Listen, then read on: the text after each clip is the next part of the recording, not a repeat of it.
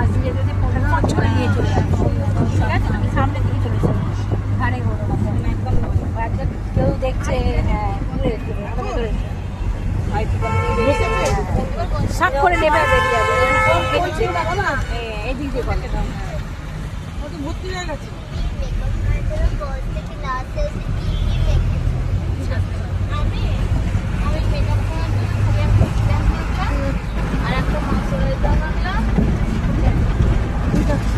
আমি সব মাথা হলো না, শুধু শুধু